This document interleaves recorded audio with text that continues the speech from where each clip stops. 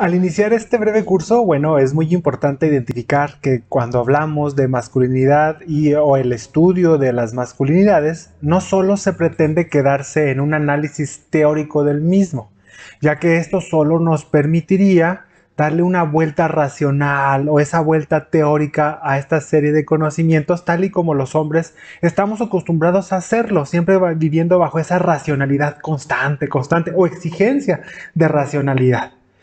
Y es de suma importancia romper con este ciclo. Y esta se presenta como una oportunidad muy conveniente de vivenciar o experimentar de formas muy distintas estos saberes. Como por ejemplo, al hacer una crítica de nuestras propias creencias, experiencias y la forma de visibilizar todos estos privilegios. Es decir, poner en tela de juicio lo que ya considerábamos posiblemente un capítulo cerrado de nuestras vidas, totalmente validado y evidentemente justificado. Pero tal vez no sea así. Tal vez sea el momento de poder darle una relectura a ese capítulo. El proceso de estar en este mundo como hombres. Por lo tanto, vamos a identificar que les invito principalmente a los compañeros hombres a reflexionar muy agudamente con la siguiente pregunta durante por lo menos las siguientes horas, después de que vean este video, las siguientes horas que vengan posteriores. ¿Cómo sería mi vida actual si mi socialización como hombre en la infancia no hubiera sido como fue? Si la serie de aspectos que debería de cumplir como hombre no hubieran sido una obligación impuesta, una imposición. Si se me hubiera permitido experimentar y vivenciar mi propio potencial emocional sin tener que restringirlo u ocultarlo, etcétera. Si hubiera tenido una formación y un modelado totalmente igualitario en casa.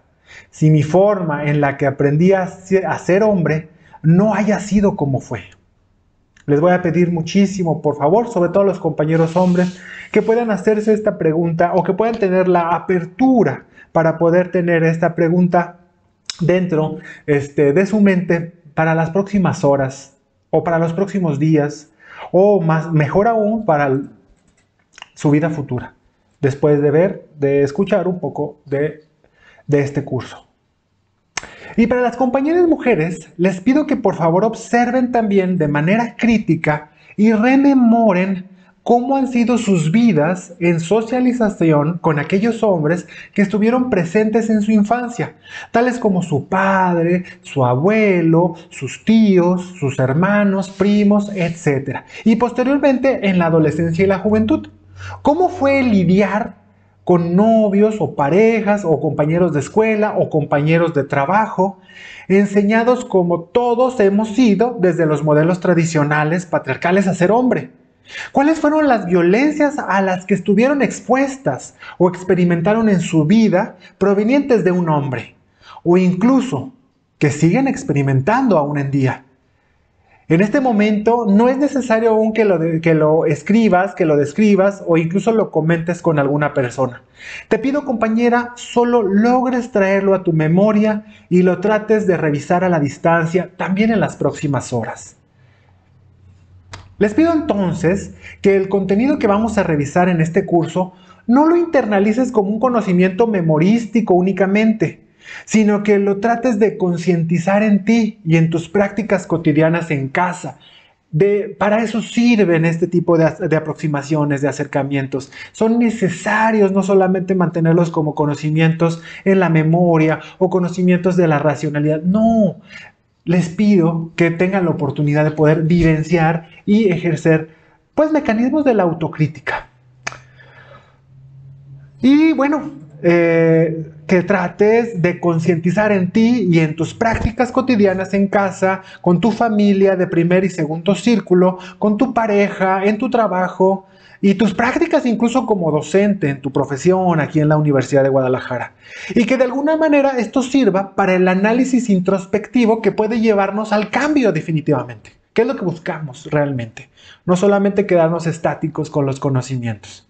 Dicho esto, les pido alejarse de sus posturas como docentes y profesionistas y profesionales y retornen a observar, a ver a la persona que son y que se atrevan a realizar esta interesante crítica que estamos a punto de comenzar a tratar de revisar. Y muy bien, bueno, primero vamos a hablar del sistema patriarcal. Es algo así como hablar como de este sistema hegemónico. Vamos a dar una vista general de ello.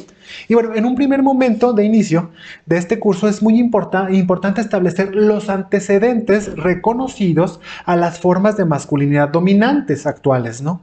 Estos tipos o formas de masculinidad que se han denominado masculinidades tradicionales o masculinidades hegemónicas, y para ello abordaremos al sistema patriarcal.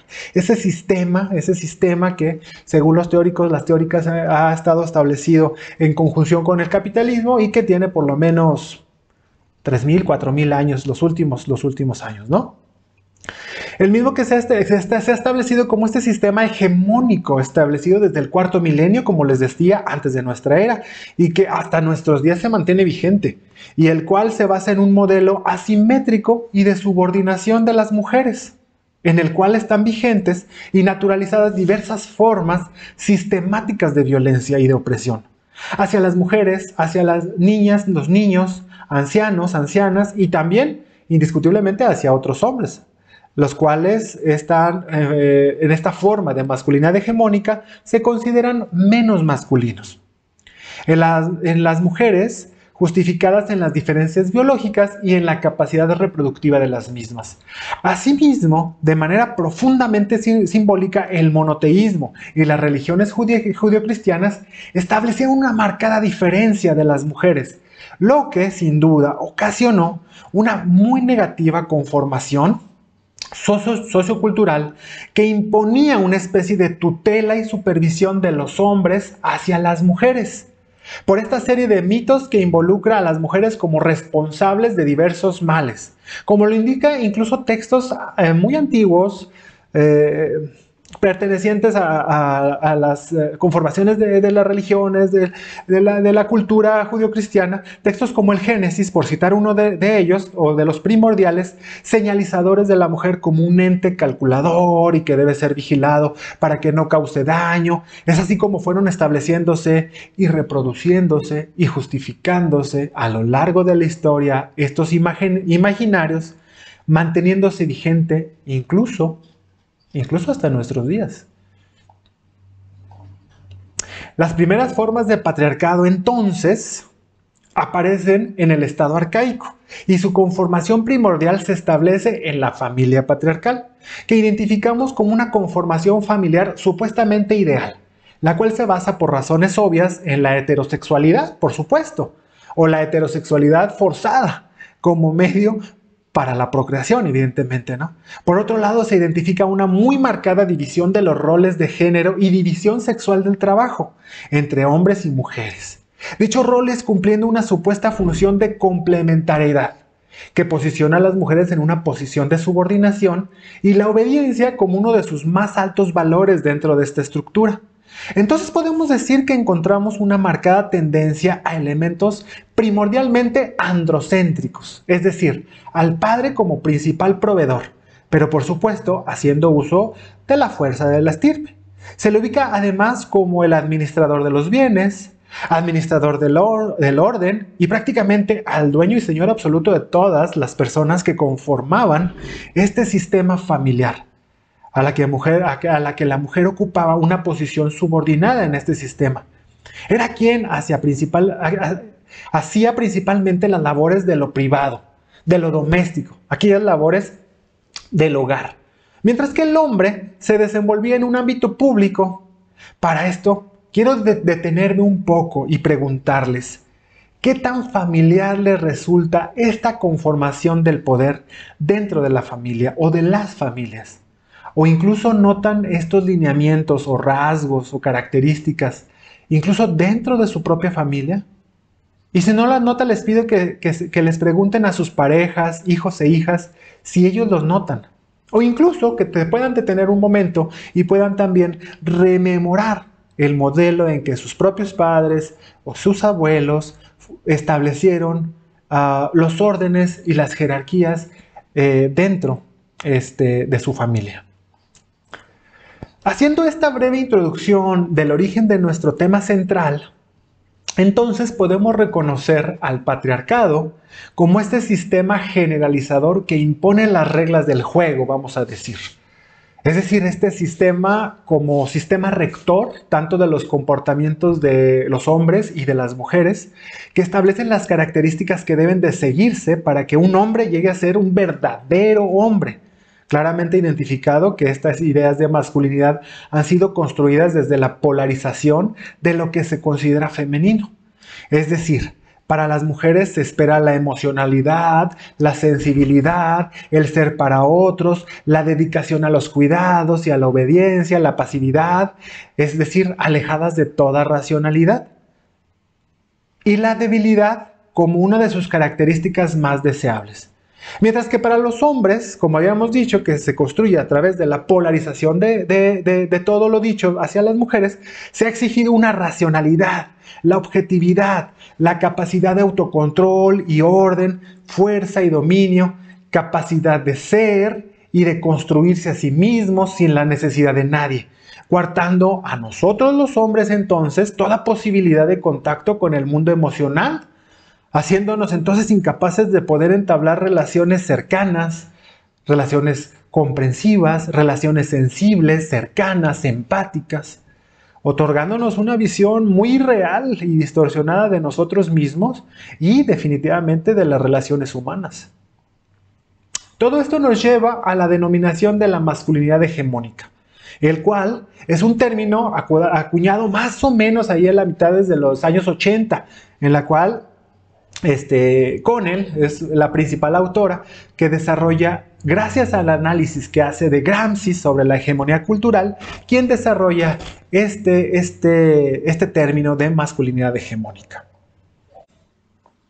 Entonces, la masculinidad hegemónica este término acuñado y es un constructo idealizador de cómo debemos de ser los hombres. Sin embargo, podemos hablar de las masculinidades, es decir, de estas diferentes constituciones de formas de ser hombre. Es decir, sabemos que existe este término de la masculinidad hegemónica como el objetivo a alcanzar, por así decirlo.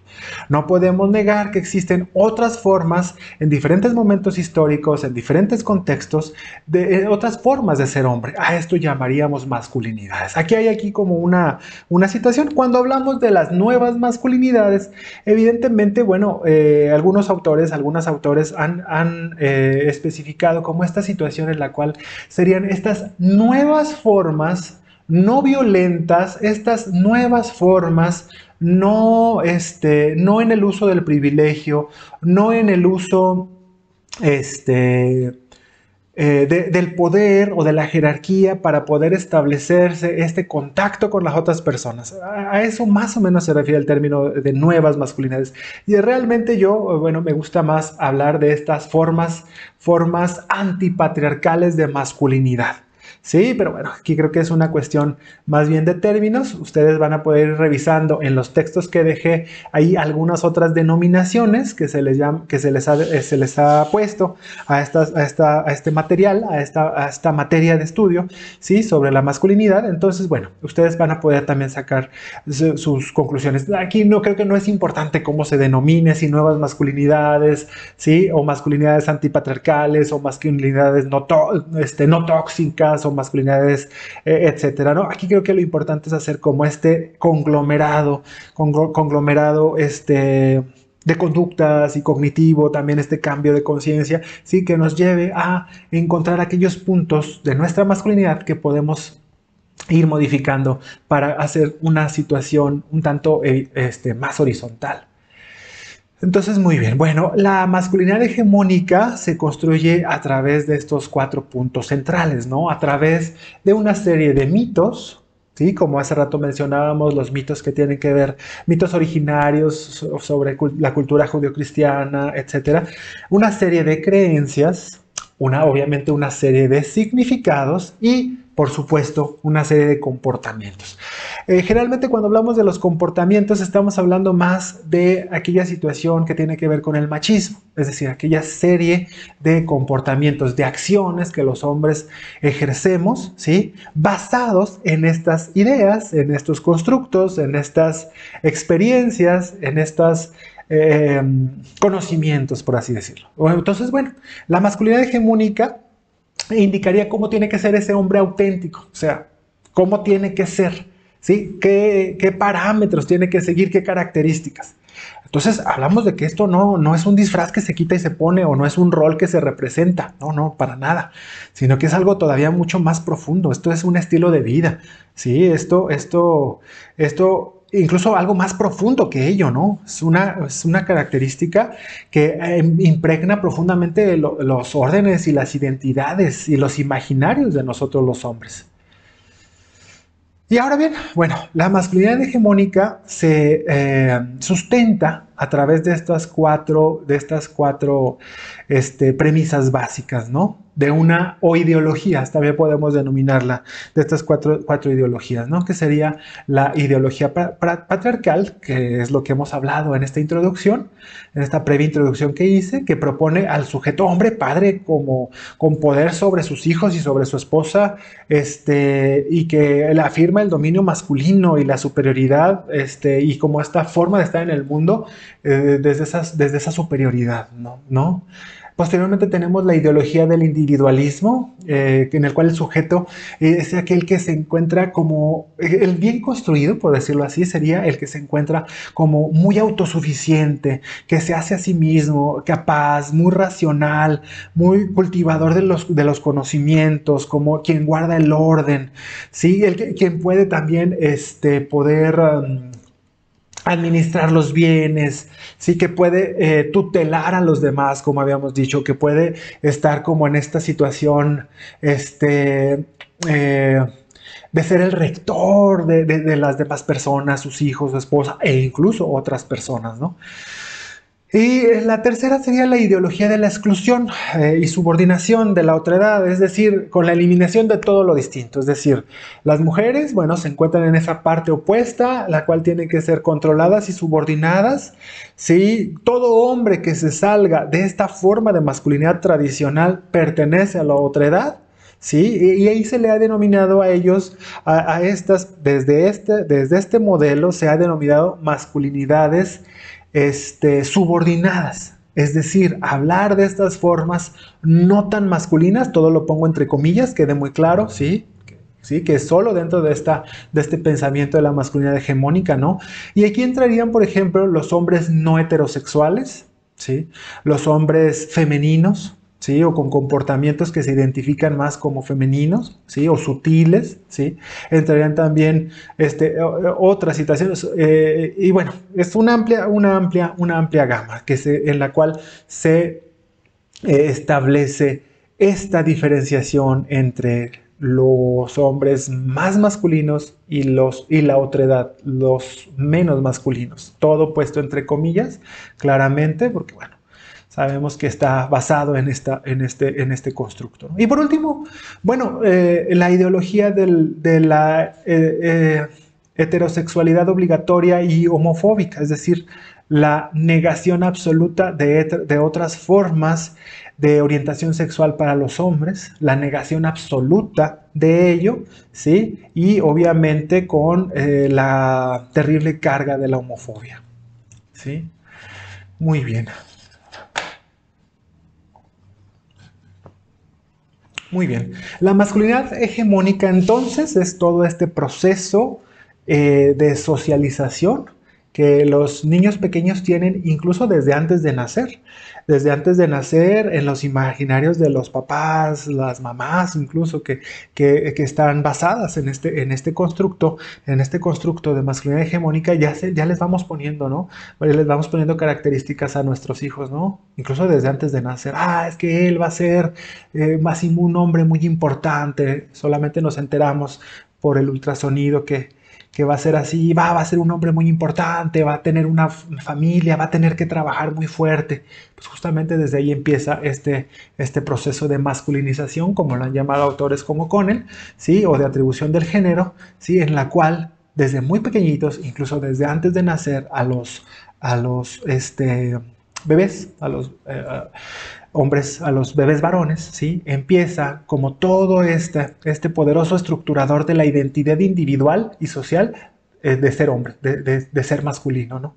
Y obviamente, bueno, este proceso que va adquiriendo, no es adquiriéndose, va transmitiéndose a lo largo de los años, de toda esta primera infancia, ¿sí? Contiene todos esos valores, antivalores, a los que hay que acercarse o alejarse para ser un verdadero hombre.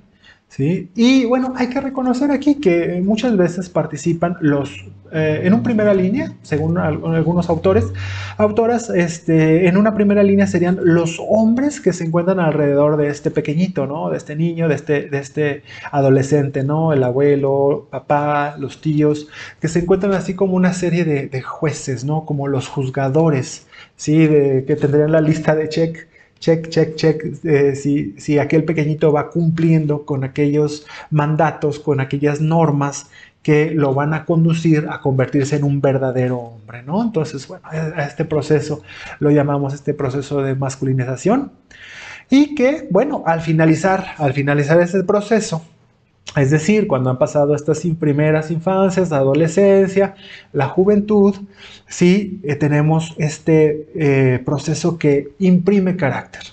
Que bueno, realmente es lo que busca es naturalizar, reproducir, enseñar todas estas formas hegemónicas y ejercicios como hombre, ¿no? ¿Sí? Entonces es una situación que queda profundamente internalizada en nosotros, que nos presiona no solo desde el psiquismo, también desde lo social, para que nosotros, los hombres, sigamos siendo como debemos ser, según dice Bonino. Y bueno, posteriormente tenemos que actualmente hay algunos investigadores que han hablado de que la masculinidad hegemónica puede tener ciertas variaciones, es decir, que necesita tener esas variaciones para seguir perpetuándose en el mundo actual.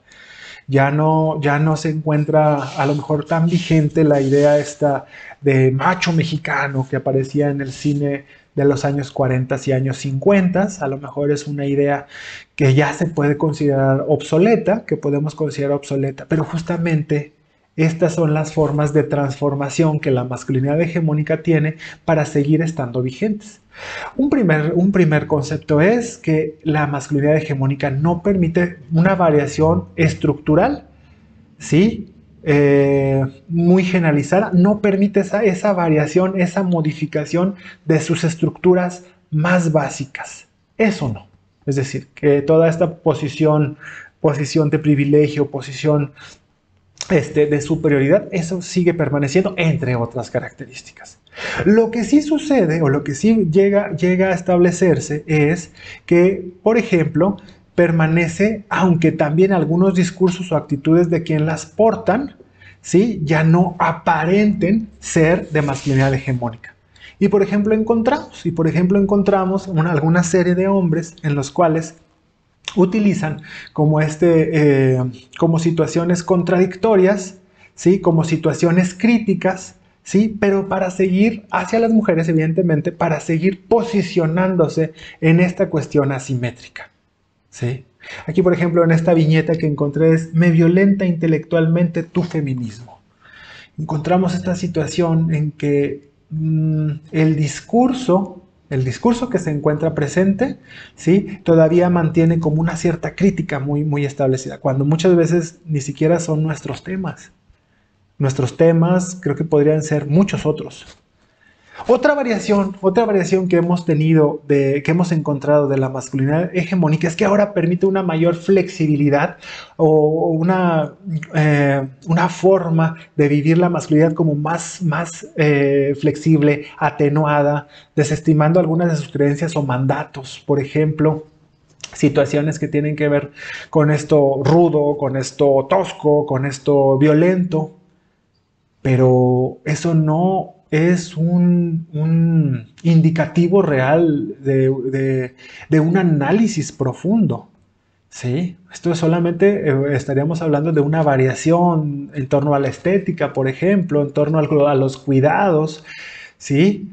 Pero los ideales más profundos o los ideales que tienen que ver con privilegio, con uso de poder, con la subordinación, con el establecimiento, ¿sí? Posicionado por encima de los y principalmente las mujeres, ¿sí? Sigue estando presente, ¿sí? Entonces no son variaciones. No son variaciones estructurales, sino más bien encontramos como pequeñas flexibilizaciones que permitirían decir, oh, bueno, no hay masculinidad hegemónica ahí, no hay este uso de privilegio, cuando en su estructura profunda sí están presentes.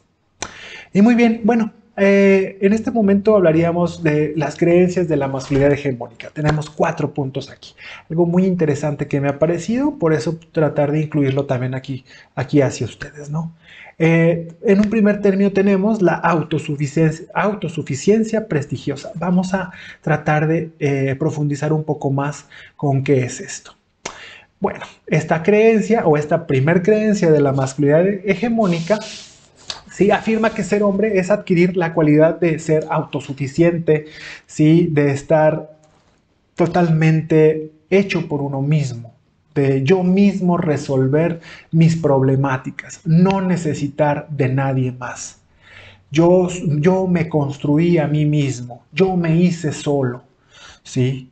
De esta situación en la cual no buscamos o no se busca como esta interacción social con otras personas, ¿sí? O si se hace, se encuentra velada o se encuentra siempre bajo el uso de la jerarquía, ¿sí?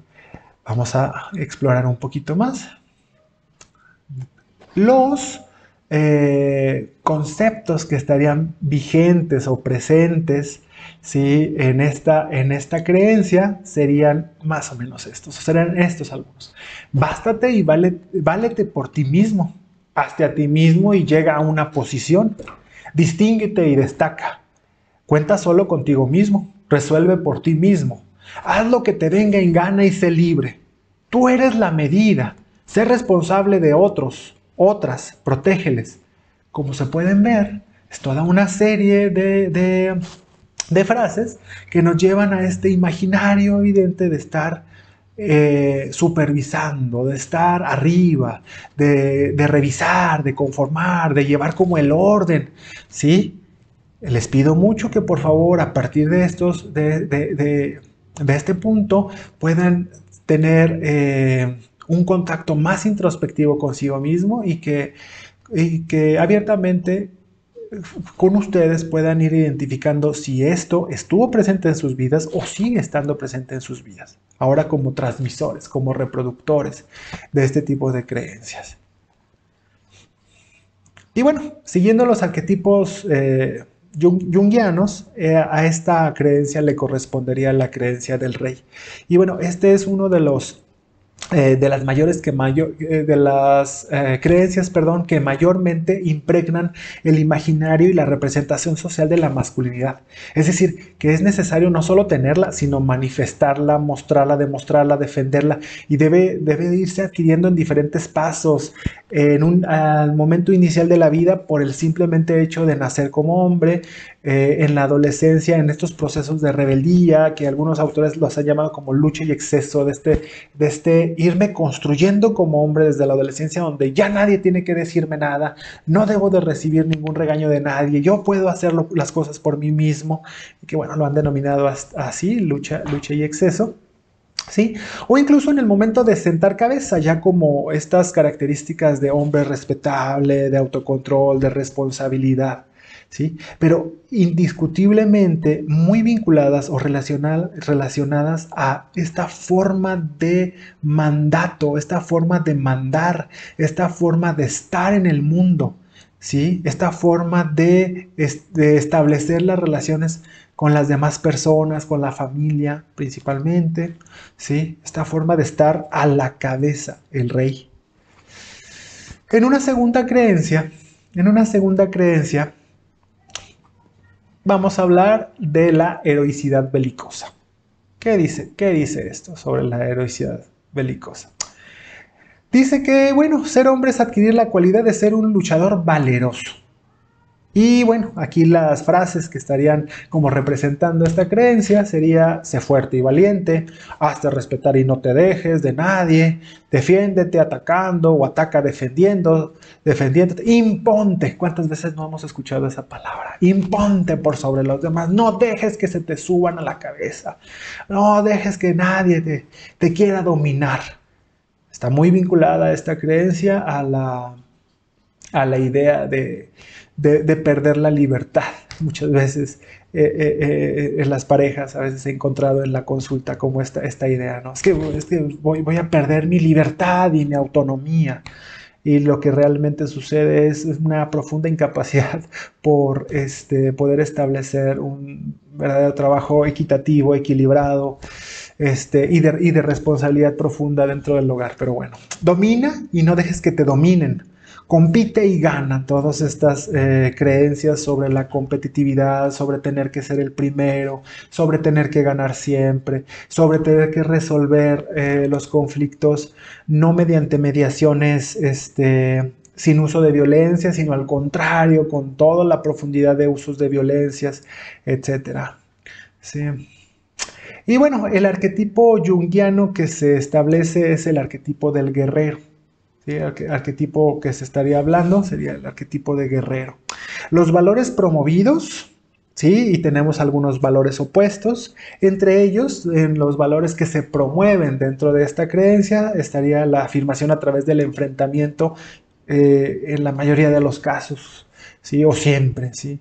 Heroicidad, fortaleza, destreza, esta necesidad esta necesidad de la épica, ¿sí? De toda esa vivencia maravillosa, como cuestiones como muy heroicas, como muy importantes, ¿sí? Valor, atrevimiento, audacia, impulsividad.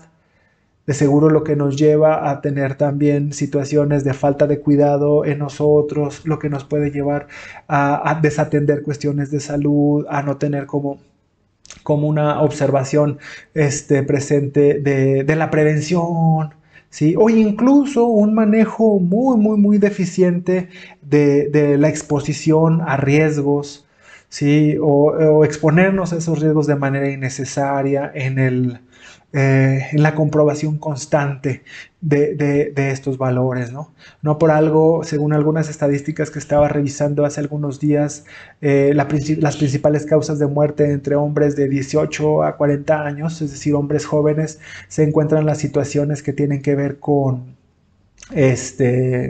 accidentes automovilísticos, accidentes por estado de embriaguez o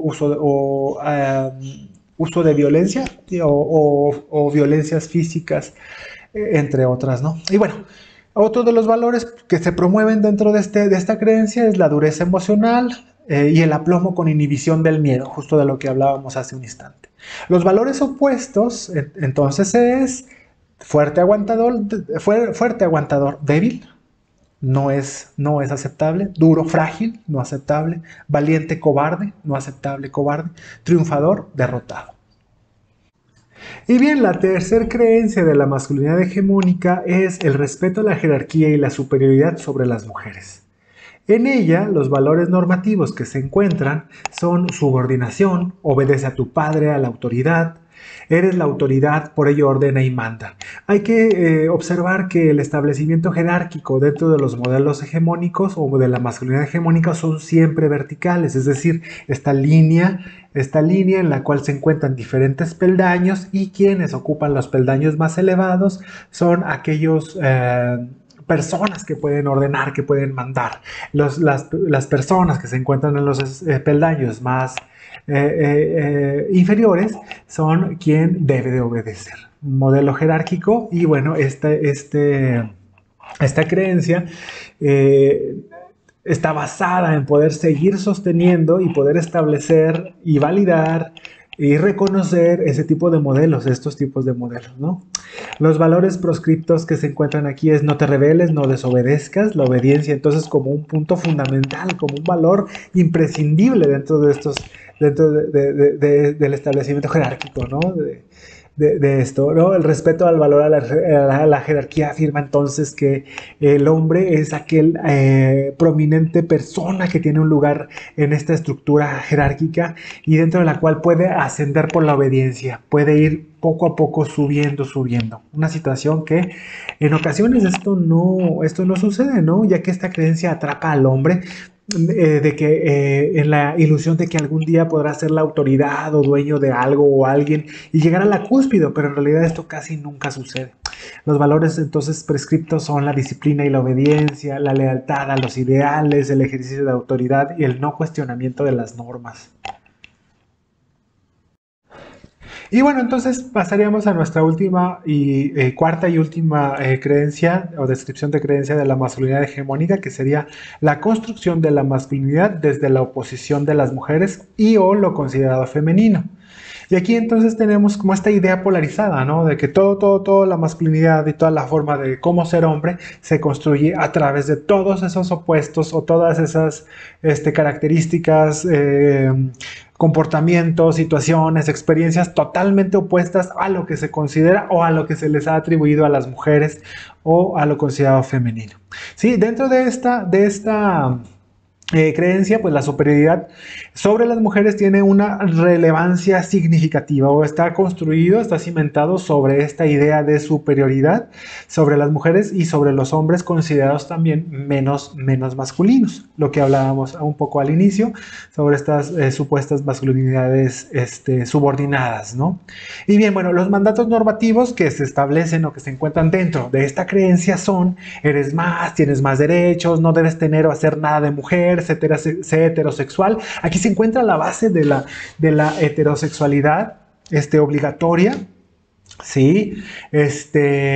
Para los hombres, ¿no? Ninguna posibilidad de otra forma o de otra conformación de orientación sexual, ¿sí? Y evidentemente la homofobia como un valor de esto, ¿no? Como un valor de esta creencia.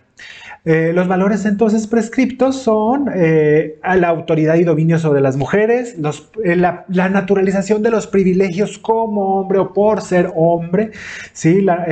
Un mayor derecho al mundo simbólico y material, y bueno, estas cuestiones de privilegio, ¿sí? Valores opuestos: ser para el otro, la pasividad, vulnerabilidad emocional, dulzura, cuidado hacia los otros, las otras, y bueno, estas cuestiones que se ha considerado del mundo femenino. Sabemos que no lo es. Muy bien, después de estas creencias de masculinidad hegemónica, podemos hablar un poquito de una serie de creencias existenciales ya para ir llegando a las partes finales de esta presentación, ¿no? Afirma entonces que ser hombre implica una ubicación vital en determinada posición superior en el mundo, ¿sí? Y en relación a otros, es decir, soy más, ¿sí? Estoy en constante situación y por este mismo hecho de ser más, ¿sí? Soy quien recae la oportunidad y la necesidad y la capacidad de poder ordenar, de poder estar por encima, de poder tutelar, de poder regir a los demás, controlar a los y las demás.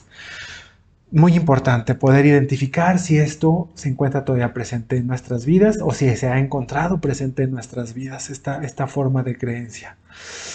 Entonces, toda esta serie de aprendizajes que la masculinidad hegemónica establece, sí, hay algunos autores que nos han indicado que puede generar, ¿sí?, en algunos individuos estas 18 características o 18 situaciones, ¿sí?, que pueden establecerse, ¿sí?, en nosotros los hombres.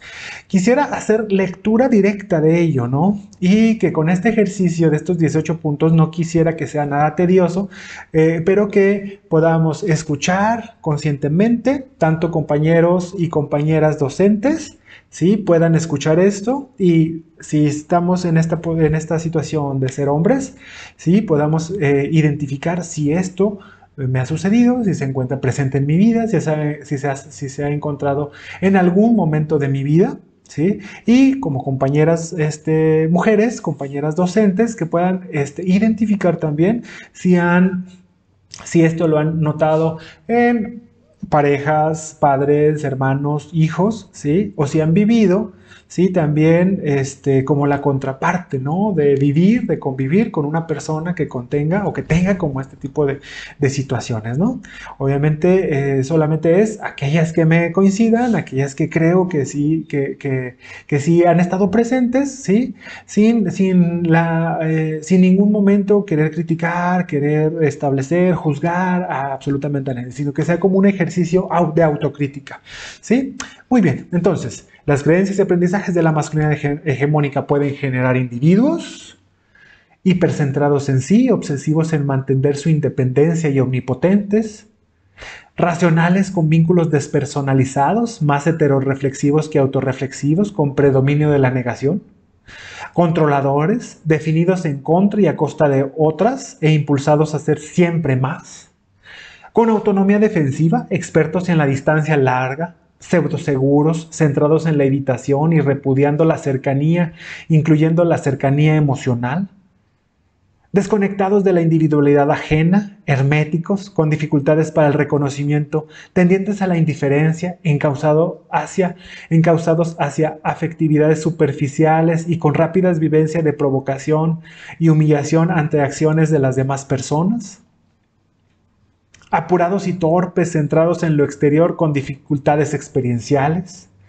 con desfases constantes entre superioridad y control, apasionados por el éxito y la importancia, el dirigir, el gobernar, muchas veces sin importar cómo lo logran, atados al desempeño y obligados al poder, expertos en salir airosos de las confrontaciones o del desacuerdo, comunicadores provocativos y cínicos con facilidad para explotar la debilidad ajena, convivencias constantes de contradicciones entre potencia, impotencia, carencia, que naturalizan las violencias, definen amor como posesión e igualdad como no recíproca, más amados que amantes, creyentes de ser merecedores de amor por el solo hecho de ser hombres, sin cuestionarse lo que ofrecen y sin la posibilidad de vivir en reciprocidad, faltos de asunción de la finitud y caducidad, la vulnerabilidad y la fragilidad, con incapacidad para ser uno más, atados siempre a la necesidad de la hazaña, la épica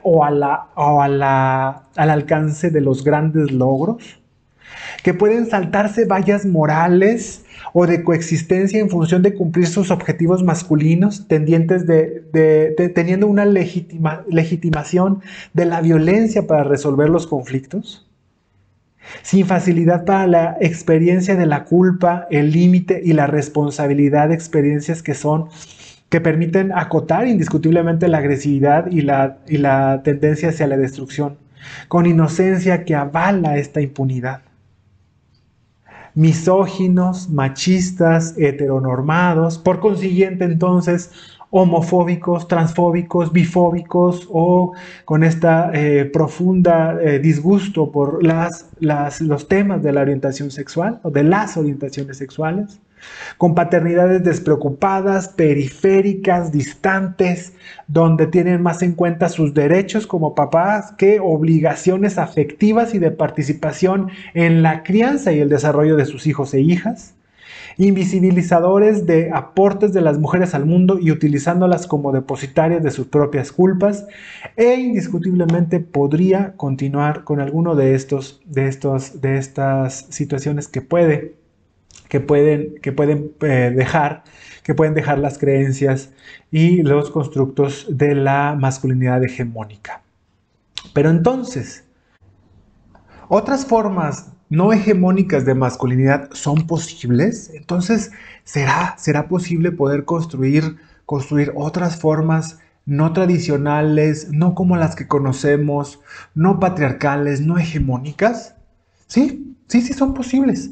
Si logramos involucrarnos y comenzar a problematizar nuestra posición de privilegio frente a otras y a otros, ya que es claro que no hemos tomado suficiente conciencia sobre la necesidad de trabajar con nosotros los hombres, como productores y reproductores de violencias cotidianas, incluso de quienes nos posicionamos como cómplices silenciosos de las violencias de otros, con los cuales mediante nuestro silencio conformamos un pacto patriarcal que valida ya sea desde el silencio o peor aún, que incluso desde nuestro apoyo. Esas acciones que sabemos vulneran, lastiman, que pueden ser peligrosas incluso, que pueden ser incluso situaciones consideradas delitos. Reconocer entonces mi privilegio, decidir verlo, llegar a romperlo, señalarlo a otros y, ¿por qué no?, acompañar a otros en sus propios procesos. También creo que es de suma importancia dejar de cuestionar, invisibilizar, desprestigiar las actividades del hogar, las actividades de lo doméstico. También aquellas actividades consideradas de cuidado hacia otras y otros. Lograr tener una participación más activa en dichas actividades y no solo seguir sustentando la idea de ayudar o apoyar a quienes de lleno sí realizan dichas actividades. Este clásico de, pues te ayudo a barrer, te ayudo a lavar los trastes. Es que realmente pues no se trata de una ayuda, sino incorporar en nuestra mente que la participación de las actividades del hogar también son nuestra responsabilidad. En torno al ejercicio de nuestra paternidad, por otro lado, es vital la revisión del modelo que actualmente llevamos y considerar si nuestras formas de paternidad son lejanas, periféricas, ausentes o simplemente nulas, con pobres implicaciones de atención, de acompañamiento emocional, educación, cuidados, entre otros aspectos. Y, ¿por qué no desmitificar el estereotipo de que los hombres solo somos proveedores económicos y ya? Es decir, la propuesta es volvernos hombres disidentes o rebeldes en relación a nuestros modelos violentos o aquellos modelos agresivos, violentos, patriarcales, hegemónicos que hemos aprendido desde nuestras infancias y que todavía permanecen presentes en nuestro imaginario. Es decir, dejar aquellos elementos y aquellas creencias cosificadoras del cuerpo de las mujeres e incluso acosadores, ¿sí? Acosadores de nuestras compañeras mujeres, mediante el uso de nuestra situación de poder que ostentamos, evidentemente, por todas estas creencias de la masculinidad hegemónica. Entonces también es de suma importancia que las nuevas generaciones de niños sean socializados, sean criados, sean educados en formas totalmente distintas a los modelos hegemónicos, modelos patriarcales tradicionales. Creo que esta sería como este gran parteaguas necesario para que estas generaciones posteriores puedan tener nuevos modelos de aprendizaje. ¿Sí? Revisar, concientizar y rechazar clara y tajantemente todo comportamiento de acoso, de tono intimidatorio o sexual, no solo en nosotros mismos, sino también en hombres cercanos o conocidos. Un gran paso podría ser la desarticulación de estos pactos de silencio validados o simplemente por pensar que no es mi asunto, lo dejamos pasar. Es importante poder clarificar que todo abuso, toda agresión, todo uso de violencia que presenciemos, identifiquemos o incluso observemos, tengamos de cerca, sí es nuestro asunto. En la gran necesaria conformación de una sociedad libre de violencia, sea cual sea su destino, incluyendo desde luego todas aquellas violencias de género. Pero, ¿por dónde empezar? Esto es todo un reto que pongo en mis manos, que pongo en sus manos también, y nos exhortamos mutuamente a comenzar el día de hoy. ¿Por dónde empezar entonces? Creo que por empezar, como está aquí descrito en esta última diapositiva y en la cual les agradezco muchísimo, muchísimo su atención en este breve curso sobre masculinidades. Les invito muchísimo a poder plasmar en el Classroom sus comentarios, sus preguntas. Podemos estar todo este mes de mayo en comunicación por este medio, ¿sí? Espero haya sido de su agrado y también espero que todos estos conocimientos sean benéficos para ustedes. Les agradezco muchísimo, ¿sí? Cuídense mucho esperemos vernos en otro momento, ¿sí? Y me encuentro a sus órdenes. Muchísimas gracias.